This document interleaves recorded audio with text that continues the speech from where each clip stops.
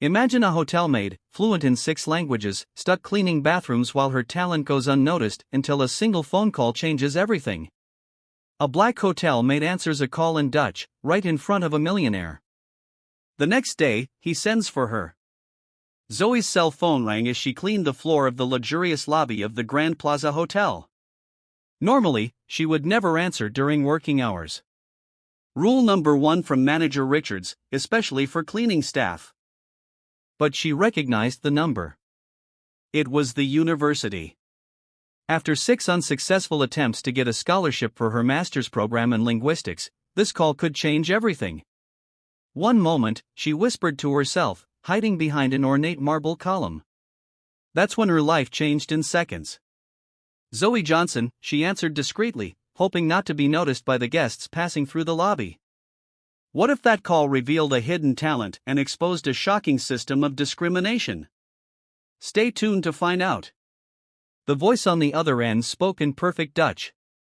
It was Professor Van Ton from the University of Amsterdam. Zoe responded immediately in the same language, her impeccable pronunciation flowing naturally as they discussed details of her application for the international program.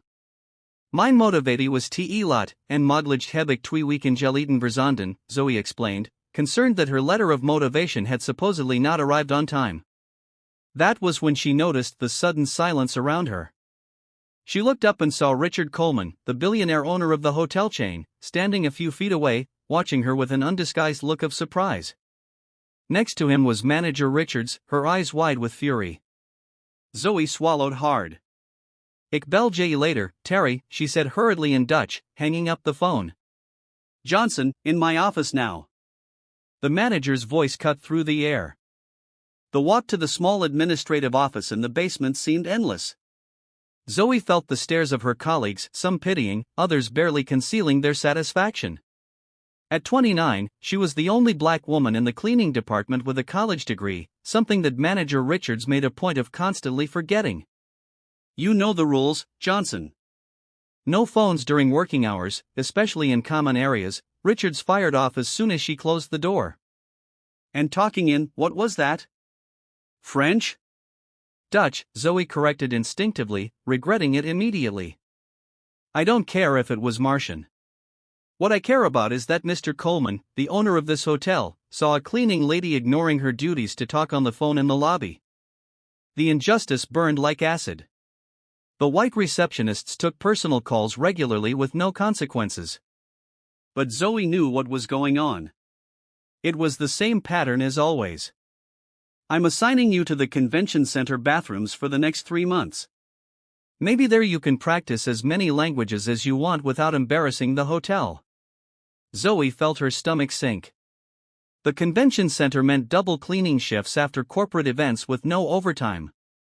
It was Richard's classic punishment for those who crossed the line. You can go, and be thankful you're not being fired. That night was one of the longest. In her small apartment shared with 2 fellow nurses, Zoe cried silently, staring at her linguistics degree and international certificates framed on the peeling wall. 6 years of cleaning hotel rooms while trying to save for a master's degree, while sending out resumes that never received a response after in-person interviews. The next morning, she arrived early, determined to show professionalism despite the injustice. That's when the phone at the front desk rang. Zoe Johnson called Jennifer, the head receptionist. Human Resources wants you right away. The HR department was on the top floor, next to the executive office's uncharted territory for cleaning staff. In the elevator, she felt invisible as always, surrounded by executives discussing million-dollar mergers without even noticing her. Johnson called the HR director as soon as she entered. Please have a seat. Zoe sat stiffly, preparing for the worst, termination, most likely. Mr. Coleman has requested a meeting with you. Now. The owner's office was bigger than her entire apartment. Richard Coleman, at 45, was famous in the business world for turning bankrupt hotels into luxury properties. And now he was looking directly at her. Dutch, French, Italian, and Mandarin, correct? He asked bluntly, consulting an open folder on the desk. Zoe blinked, confused. How did your resume? I asked HR for it as soon as I heard you yesterday. Honors degree in linguistics from Georgetown, fluent in 6 languages, 2 of them Asian, and cleaning my hotel for 6 years. What Zoe didn't know was that this moment was no coincidence. What no one in that hotel suspected was that behind that phone call in Dutch was a much bigger story, an unlikely connection that would not only transform Zoe's life, but expose a system of discrimination that for years had kept extraordinary talent hidden behind brooms and cleaning products. Will Zoe's talent finally be recognized, or will the system keep her down? Don't miss what happens next on Dark Thread. If this story of prejudice in the workplace stirs your indignation, sign up to find out how a simple phone call in a foreign language would become the catalyst for a turnaround that not even the most powerful billionaire could have predicted. For a few seconds, the office was completely silent. Zoe stood still, her mind processing what she had just heard. Richard Coleman knew who she really knew her, and not just as the invisible woman in a cleaning uniform that everyone ignored in the hallways. 6 years, Coleman repeated, closing the file and crossing his arms. May I ask why a Georgetown-educated linguist is cleaning my bathrooms instead of working on international translations? Zoe took a deep breath. I sent 47 resumes to the International Relations Department of this hotel. All ignored. I tried for an internal transfer 12 times, always denied. By whom? Manager Richards and Mr. Whitmore, Director of Operations. Coleman wrote down the names without batting an eyelid. Curious. Whitmore constantly complains about the lack of multilingual staff for our international clients. His eyes narrowed, especially for Asian conferences. What Coleman didn't say was that he had noticed a disturbing pattern. 3 months earlier, he had hired a consulting firm to discreetly investigate why his East Coast hotels had alarming turnover rates among qualified non-white employees. Zoe, I'll be blunt. Tomorrow, a trade conference with Dutch and Chinese business executives begins. I need someone who speaks both languages fluently and understands cultural nuances. And you want me to clean their rooms? Zoe asked, unable to hide her sarcasm. Coleman smiled briefly. I want you to be our international relations coordinator for the event temporarily. Salary, $5,000 a week, starting today. Zoe almost dropped her purse. It was more than she earned in 3 months. Why me? There are hundreds of qualified candidates. Because I heard you speaking Dutch like a native. Because you have the qualifications I need. And because I suspect there's something very wrong going on in my company. An hour later, Zoe stepped into the elevator with a new badge and full access to the hotel systems. On her way to HR to finalize the paperwork, she ran into Manager Richards. The shock on the woman's face was priceless. Johnson, what are you doing on this floor without a uniform, working? Ms. Richards, International Relations Coordinator, at the direct request of Mr. Coleman. Richards visibly paled. Impossible. You don't have the qualifications to Georgetown. Fluent in 6 languages, including Mandarin and Dutch, Zoe interrupted, maintaining a professional tone. My resume has been in the hotel's files for 6 years, along with my 12 transfer requests. As the manager stammered out explanations, Zoe continued on her way. In the HR department, she found an unexpected ally, Zoe Williams, a newly hired recruitment analyst who showed genuine enthusiasm. Zoe, finally.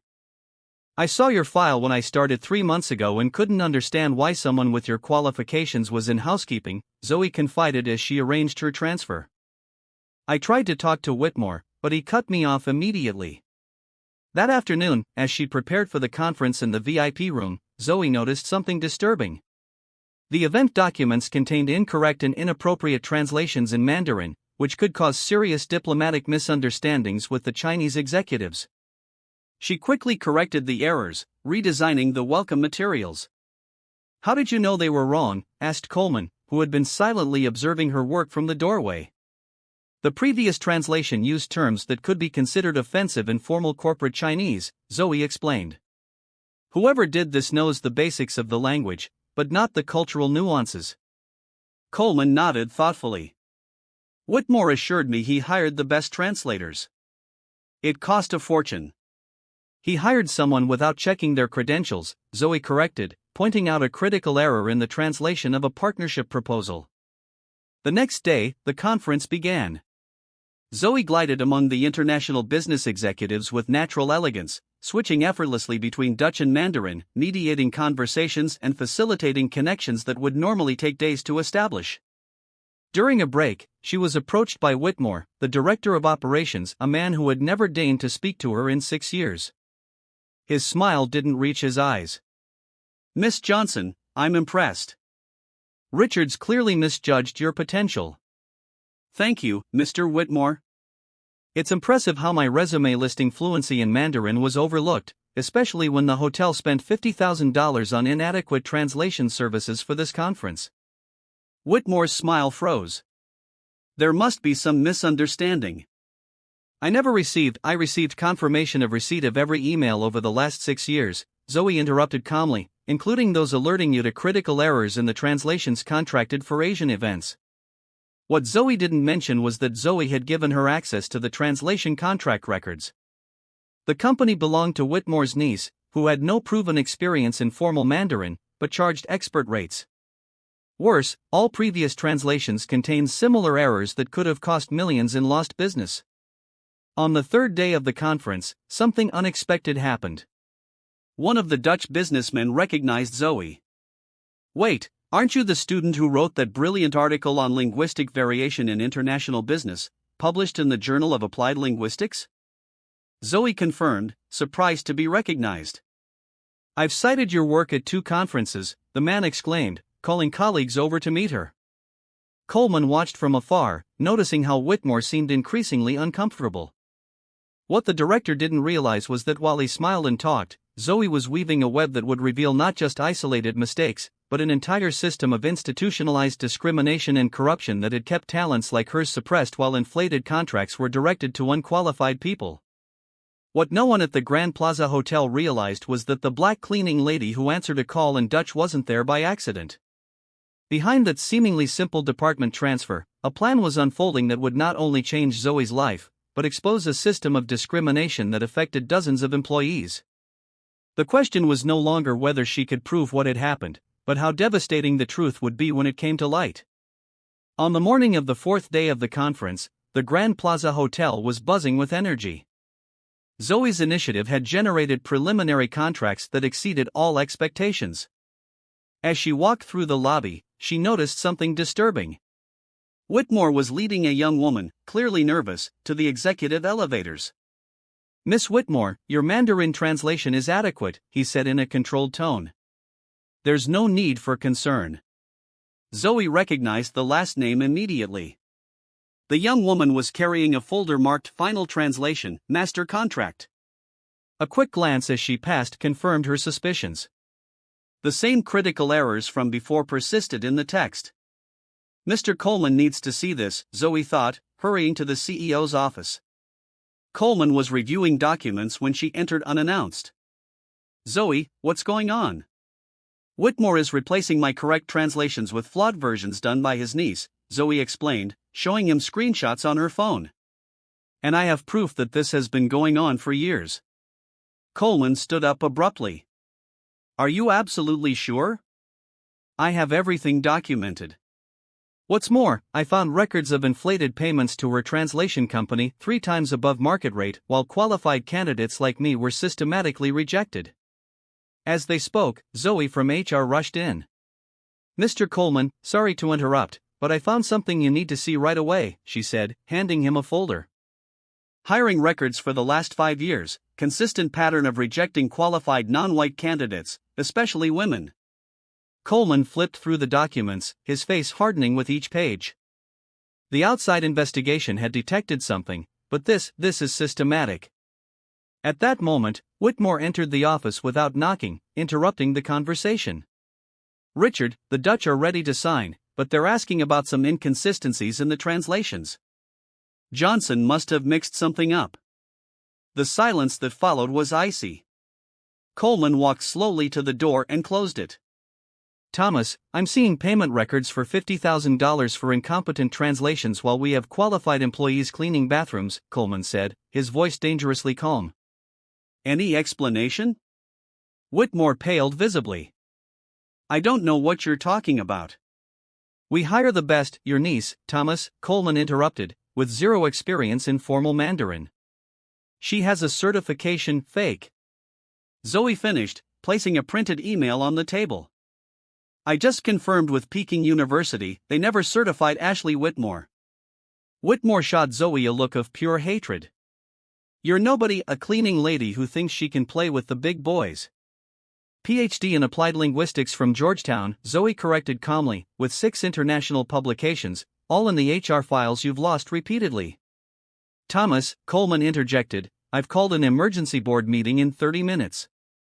By then, I want your resignation letter on my desk. You can't be serious, Whitmore laughed nervously. Because of this, choose your next words with extreme care, Coleman warned. 2 hours later, the executive auditorium was packed. All managers, supervisors, and directors had been summoned urgently. In the front row, Dutch and Chinese business executives waited curiously. Richards, the cleaning manager, looked confused, sitting next to other department managers. Coleman took the stage, Zoe at his side. Today, we discovered a systematic scheme of discrimination and nepotism that has cost this company millions, he announced gravely.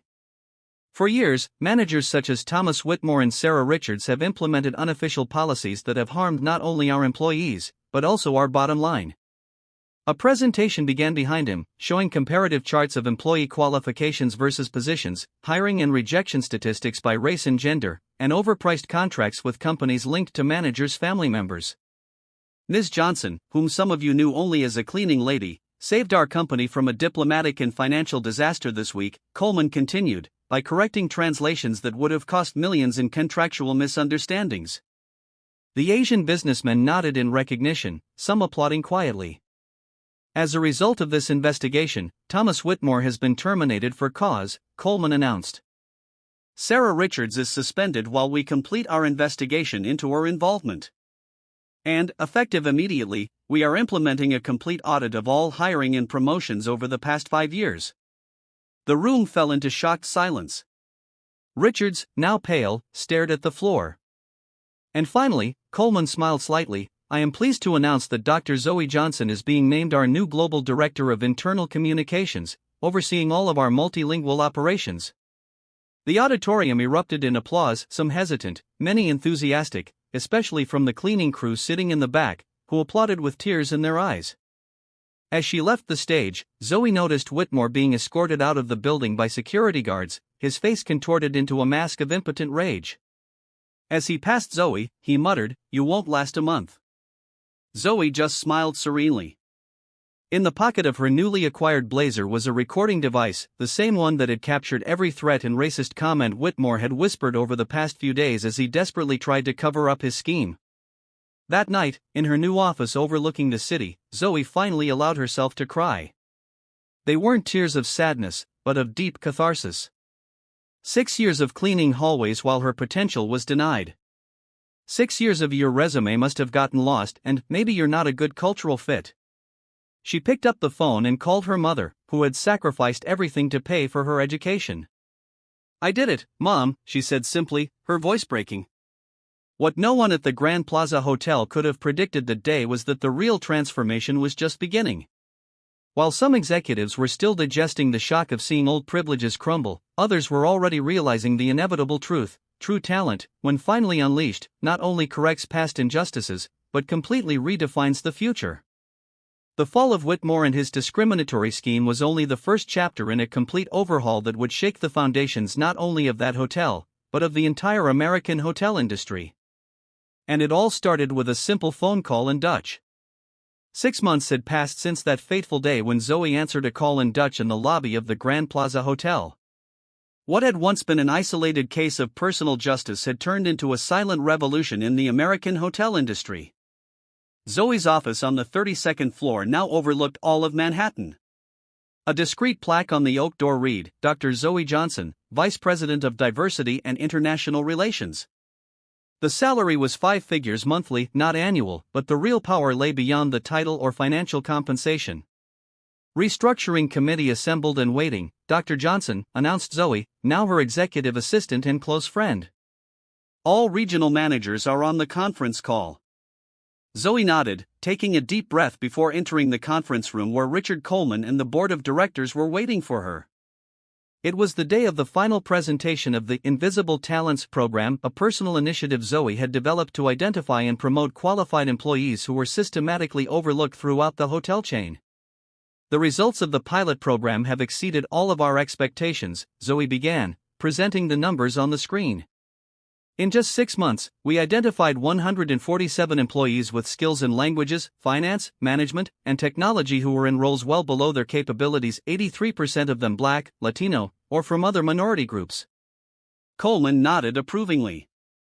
The program had been his first demand when accepting the promotion, not just fixing his individual situation, but changing the entire system.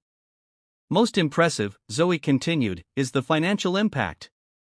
Outsourced translation costs are down 78%. International customer satisfaction is up 42%, and our diversity ratings are now at the top of the industry, all this while providing real opportunities to people who were already on our payroll.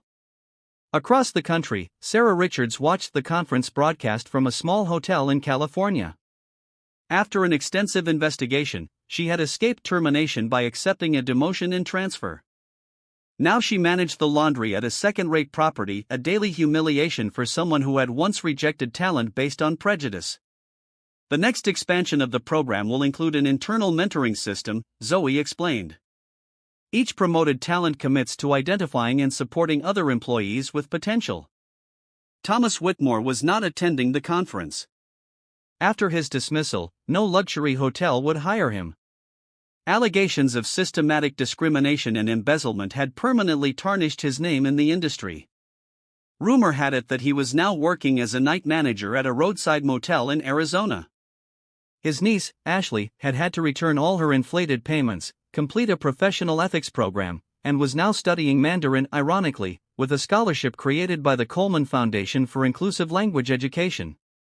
In closing, Zoe said, turning directly to the camera that broadcast to all properties in the chain, I want to share something personal. She paused, letting the silence fill the room.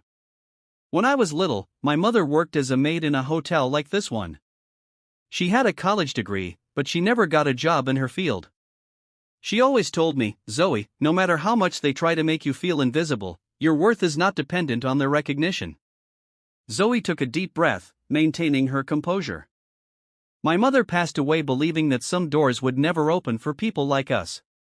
She never lived to see this moment, to see that her sacrifice was worth it. Across the room, several executives, many newly promoted through the program, wiped away tears discreetly. The true power of a company isn't how much it makes, but the potential it unleashes. For decades, the hospitality industry, like so many others, buried extraordinary talent under service uniforms, assuming that people of certain colors, accents, or backgrounds were only fit for invisible roles. Coleman stood up, applauding, followed by the entire room and hundreds of employees watching remotely. Later that day, Zoe received an envelope in her office. Inside was a postcard from Amsterdam and a letter from a University of Applied Linguistics offering her a position as a visiting professor. Professor Van Ton, who had made that fateful call in Dutch 6 months earlier, had followed her meteoric rise. Ironically, Zoe thought as she looked out the window at the city, I have Richards to thank for punishing me that day. If she had simply given me a warning, I might still be cleaning the same rooms, my degree gathering dust. The next day, Zoe officially launched a scholarship fund for hotel employees and their children, financed in part by her new salary. The first beneficiary, the daughter of her former cleaning colleague, who dreamed of studying hotel management. What began as a phone call in Dutch had sent ripples that now spread far beyond that hotel, far beyond that industry. The message was clear: talent exists everywhere. What is lacking are opportunities and recognition. True justice is not just punishing those who discriminate, but rebuilding entire systems so that prejudice has nowhere to hide. Zoe's sweetest revenge was not seeing her antagonists fall, but watching hundreds of people like her finally rise. If this story moved you and made you reflect on how silent prejudice can stifle extraordinary talent, leave your comment and don't forget to subscribe to Dark Thread for more inspiring stories about people who have turned injustice into platforms for real change. After all, the greatest lesson Zoe teaches us is that true greatness isn't about overcoming barriers alone, but about ensuring the doors remain open for everyone who comes after.